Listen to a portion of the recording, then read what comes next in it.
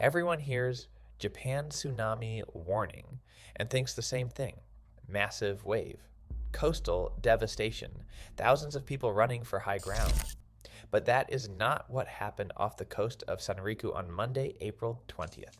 A powerful mid-7 offshore earthquake shook buildings in Tokyo for 7 minutes, triggered a full tsunami warning for waves up to 3 meters, and prompted evacuation orders for nearly 180,000 people across 5 prefectures. The Hokkaido, Tokaido, and Tohoku Shinkansen all suspended operations. Ferry services between Aomori and Hakodate canceled. At least 26 buildings were damaged in Aomori Prefecture. The wave that arrived at Kuji, Iwate, measured 80 centimeters, less than 3 feet. The warning was downgraded, then lifted. Chief Cabinet Secretary Minoru Kihara told reporters there were no immediate reports of deaths or major structural damage. Tokyo Electric Power Company confirmed no abnormalities at Fukushima Daiichi or Fukushima Daini. The Shinkansen ran again by evening, but the Japan Meteorological Agency did not treat it as over. Within hours of the earthquake, it issued an alert covering 182 coastal municipalities, from Hokkaido south to Chiba Prefecture, stating that the probability of a magnitude 8 or stronger earthquake striking along the Japan Trench and Chiba Trench in the next 7 days had risen from 0.1% to 1%, a tenfold increase. The warning that followed it got bigger, and almost no coverage explained why that second alert matters more than the first one. That alert is called the Off the Coast of Hokkaido and Sanriku Subsequent Earthquake Advisory. It was introduced in December 2022. It has been activated exactly twice in its entire history. Once in December 2025, after a magnitude 7.6 struck the same region, and now after Monday's event, the same fault zone, the same 182 municipalities. 4 months apart, Prime Minister Sanai Takaichi said, Monday evening, the government will do our utmost in case of an emergency. The JMA is explicit that this is not a prediction, but it is a structured acknowledgement that after a large earthquake on this fault, the conditional probability of a larger event rises enough to justify 7 days of heightened readiness across nearly every coastal community in northeastern Japan. Once you understand why that system was built, the 80 centimeter wave stops being the story. Monday's earthquake did not arrive in isolation. From November 2025 through April 20th, 2026, instruments recorded 162 separate earthquakes of magnitude 4.0 or greater on the same section of the Japan Trench. 5 were magnitude 6.0 or stronger. 1 reached MW 6.8. On December 8th, 2025, 4 months before Monday, a MW 7.6 struck roughly 140 kilometers north-northwest of Monday's epicenter. It injured 47 people, damaged more than 5,000 buildings in Aomori and Hokkaido, and triggered the first ever activation of this advisory. The December activation produced no M8.0. The advisory was lifted after a week. The seismicity continued through January, February, March, and into April without stopping. Monday's event was the sequence's largest since December, and the third significant earthquake on the same zone in 5 months. So the question the advisory opens, and that the lifted tsunami warning does not answer, is what a continuous series of 162 earthquakes on the same fault, culminating in 2 mid-7 events 4 months apart, is telling you about the state of the Japan Trench right now. The system did not exist in 2011. It was built precisely because of what happened on the morning of March 9th of that year. At 11:45 a.m., a magnitude 7.2 struck the Japan Trench off Sanriku, less than 40 kilometers from where the M9.1 would rupture 2 days later. Japanese seismologists classified it as a main shock. The Japan Trench had no documented history of producing events above magnitude 8 in the modern instrumental era. Based on everything the record contained, the classification was correct. The public was told there was no additional threat. 2 days later, on March 11th, the fault broke along 500 kilometers of interface. The rupture lasted 6 minutes. Coastal communities had between 15 and 30 minutes from the shaking to the wave.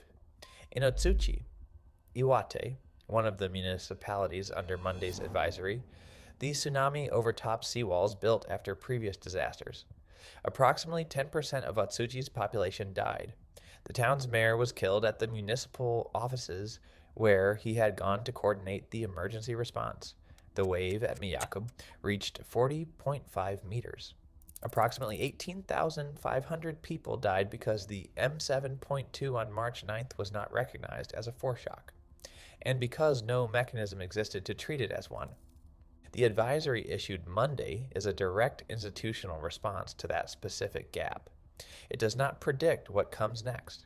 It acknowledges that after a large earthquake on this fault, the conditional probability shifts enough that 182 municipalities should verify their evacuation routes for 7 days.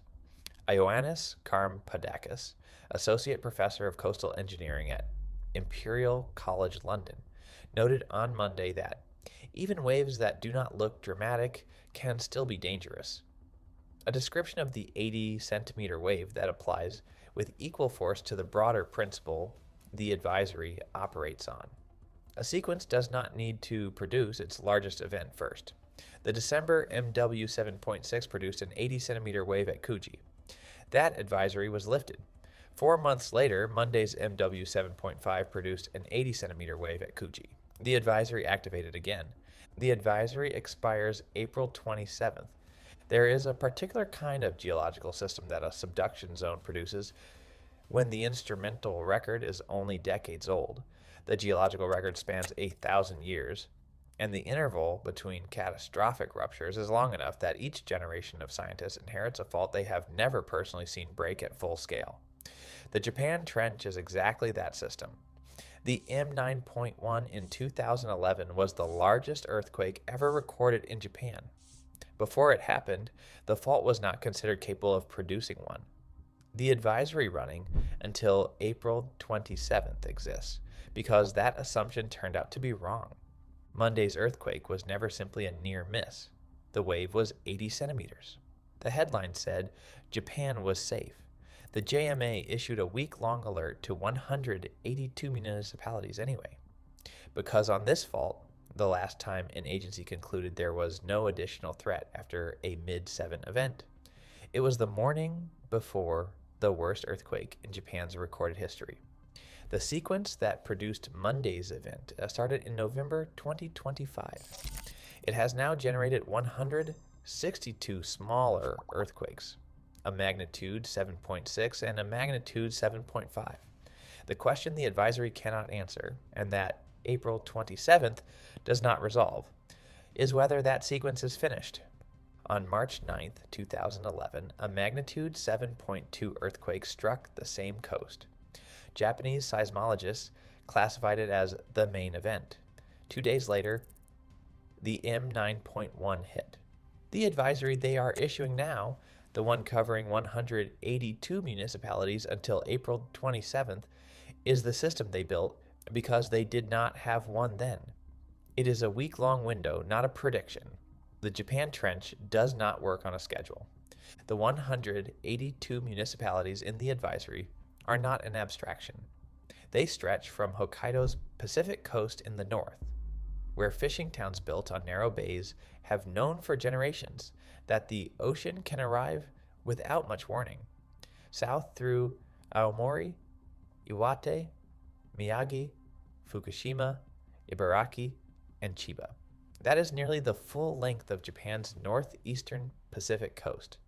In communities like Kameishi and Rikuzen Takata, which lost significant portions of their populations in 2011, residents received the advisory alert on their phones on Monday afternoon, while the tsunami warning was still active. They evacuated. The wave was 80 centimeters. They did the right thing, and the advisory covering those same communities remains in place until April 27th, regardless of what the wave measured. That is the operational logic the advisory encodes. The wave height of Monday's event does not tell you whether Monday's event was the sequence's final release or its most recent one. The December 2025 advisory covered the same communities for the same reason. No M8 followed, but the seismicity did not return to baseline. It produced Monday's earthquake instead. If this story is worth telling, subscribe. We cover more of these every week.